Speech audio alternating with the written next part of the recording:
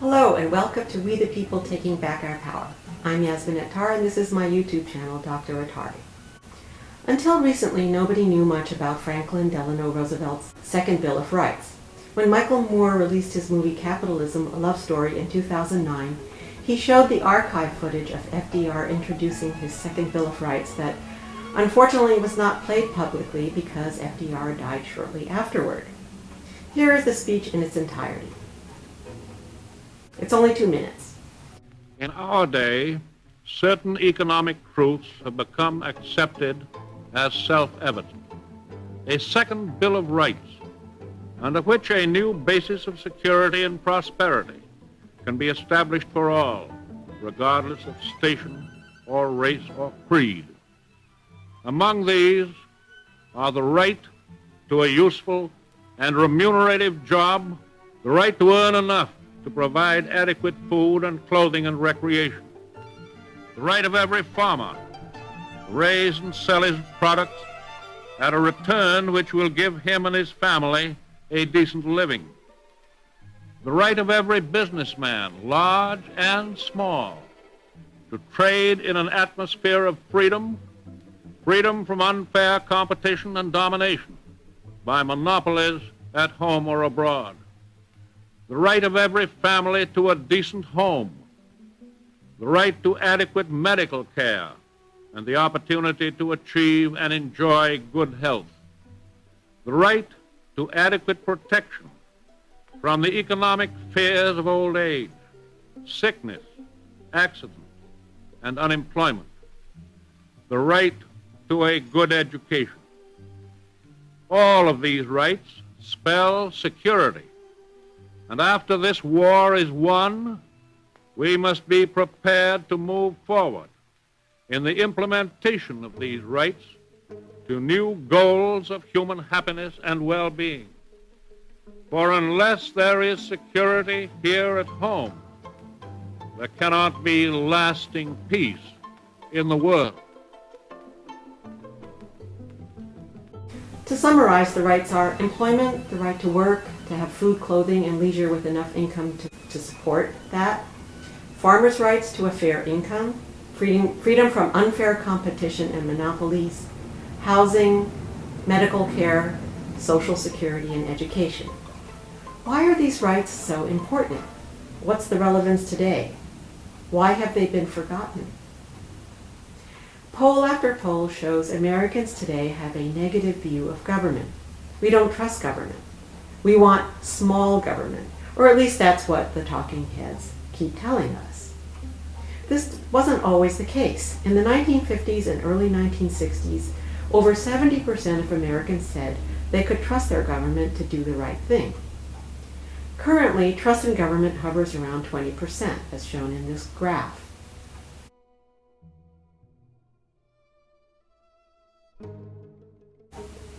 Howard Jarvis and Ronald Reagan had a lot to do with generating negative perceptions of government. Howard Jarvis said, government workers are lazy, stupid, incompetent, etc., or something to that effect. And Ronald Reagan's government isn't the solution, it's the problem speech. In this present crisis, government is not the solution to our problem. Government is the problem. Watch the documentary The First Angry Man, made in 2019, to get the history of the anti-tax, anti-government movement.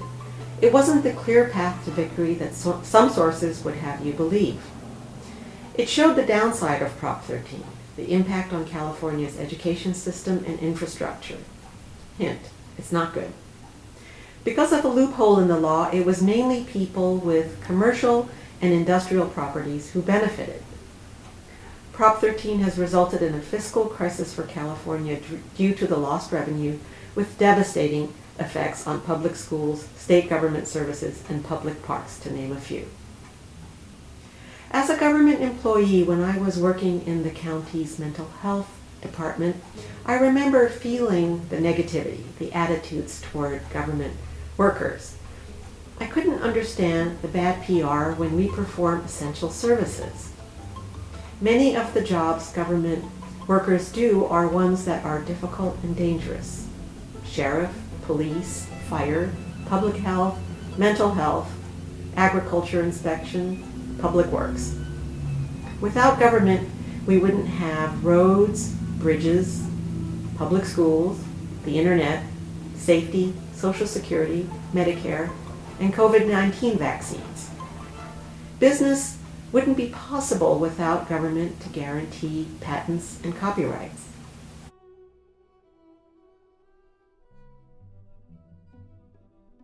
It seems to me that we have forgotten what government provides.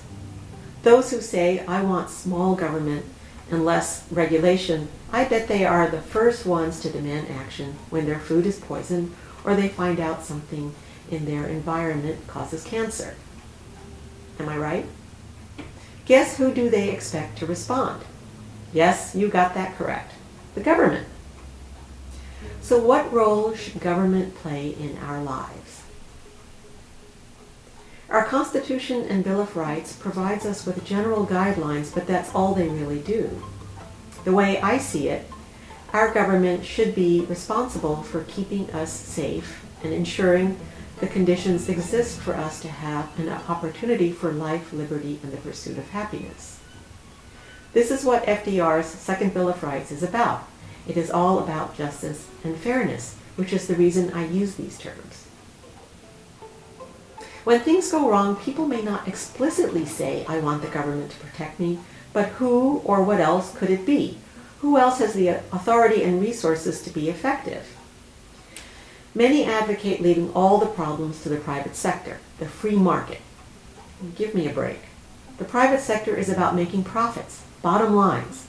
The private sector will not undertake anything unless there is a positive balance sheet somewhere. And no matter how ambitious the fundraising, it can never match the government's resources. See the book The Political Mind by George Lakoff, first published in 2008, where he describes how the government's role was usurped by the private sector. A big part of this happened during the George Bush Jr. presidency. Think the Iraq War. Hint, Halliburton made and still makes huge profits. I really don't believe it is for the betterment of the general public for this privatization to happen, because the downside is those who have the money to lobby and get congressional favors get to maximize their profits. The little person, not so much. This seems inherently unfair to me. Dr. Lakoff has some general guidelines for what should be under the purview of the public sector and what would be well served by the private sector. When there is a moral mission involved, the government is best. When there is no moral mission involved, the private sector can work well. Most recently, the value of this approach has become clear with the unexpected winter storms that hit the Houston area in mid-February, leaving people without power or water for days. Texas chose privatization and deregulation when it came to energy production. They didn't want government rules, and the results were clear during a severe test of the system. To illustrate the twisted mentality of privatization, the mayor of Colorado City, Texas, named Tim Boyd, posted on his Facebook page, "It is not the local government's responsibility to support you during trying times like this." He actually said that city, county, or power providers owe you nothing, and only the strong will survive, the weak will perish. This is an example of the most callous defense of the free market.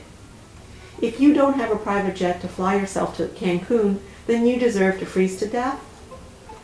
I most certainly wouldn't trust the private sector to take care of things during a weather crisis. He is now the former mayor.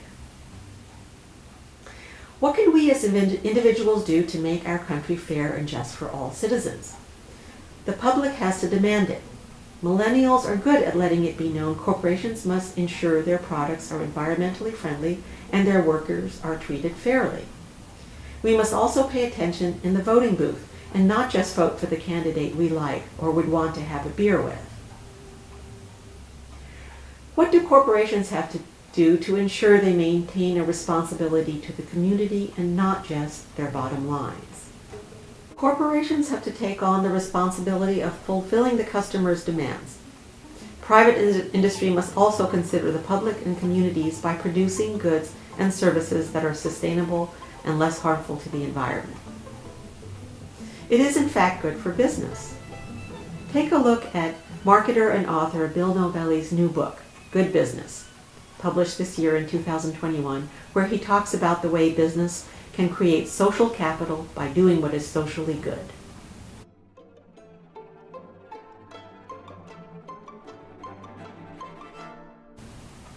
Their customers want it, their employees want it, the public wants it, and there's money in it. I have the reference to his new book at the end of this video. What can our government do? I believe it is time for us, the general public, we the people, to take it back. By we the people, I mean the vast majority who want government to keep us safe and ensure a fair, just society. Government has to prioritize protecting its citizens and not allowing special interests to determine who gets government benefits. Here again is where your voting is important. If you really want to vote based on policies, then vote for the candidates who vote the policies you prefer when they are in Congress. Learn what the two parties, Democrat and Republican, support and how Democratic and Republican legislators vote. There are clear party lines on most of the issues.